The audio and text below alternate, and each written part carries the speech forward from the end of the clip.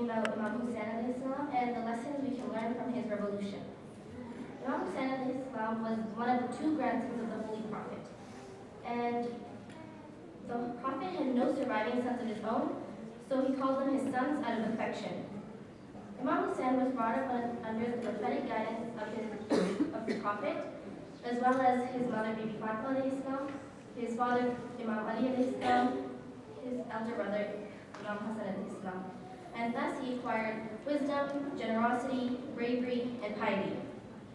When the terror and corruption swept the Muslim world, Imam Hussain was the sole hope for the Muslims, and he was the only one who could reform and re-establish the Islamic laws which would bring them prosperity, peace, and happiness. This was the time when Yazid claimed himself as the sixth caliph. He embodied absolute evil, and when absolute evil demands allegiance from absolute truth, there can only be one victor. That is why Imam Hussain has said, "How can a man like me pay allegiance to a man like Yazid?" Thus, he rose and the events of Karbala took place.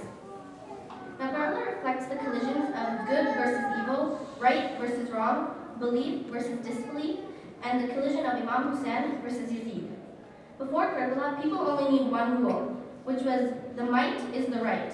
However, the day of Ashura introduced a new, more powerful rule, which is the right is the might. An Islamic philosopher, Murtaza Mutahari, has said that the event of Karbala has two aspects to it, a dark side and a light side. The dark page contains tragic events such as capturing women and children, not giving water to the people, lashing captives, and running horses over the corpse of the martyrs. However, on the other side, there is a page that contains all the sacred acts, such as selflessness, sacrifice, and fighting against cruelty. According to this philosopher, Imam Hussein's revolution sets the ideals of Islam. His blood was shed at the right time for the right reason, and he followed his motto that death is more honorable than an inglorious life.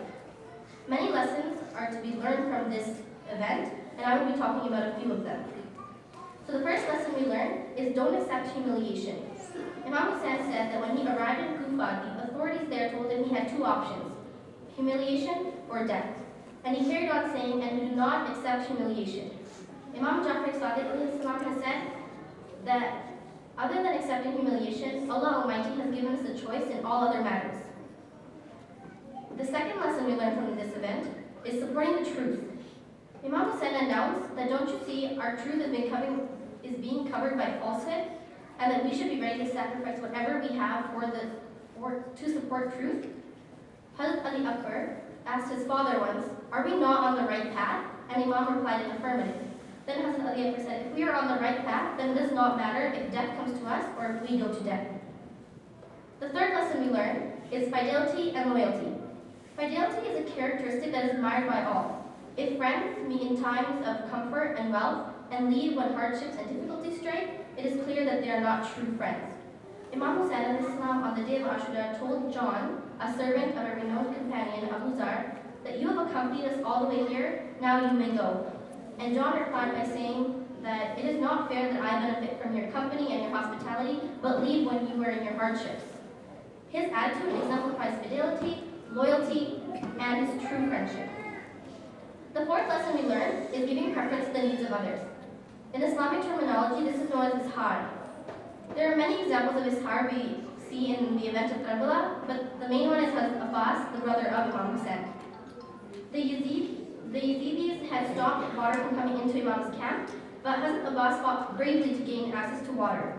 He was thirsty himself, but gave no consideration to his own thirst, and instead strove to bring water to the women and children in the tents.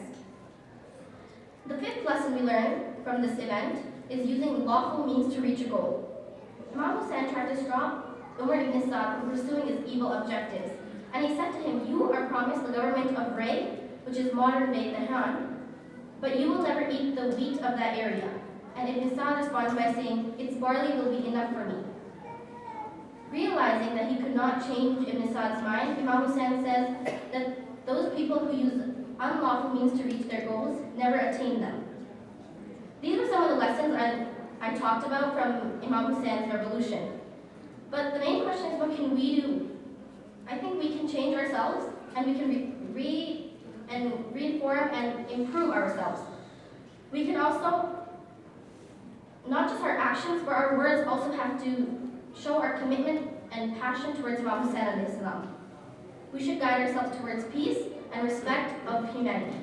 Thank you.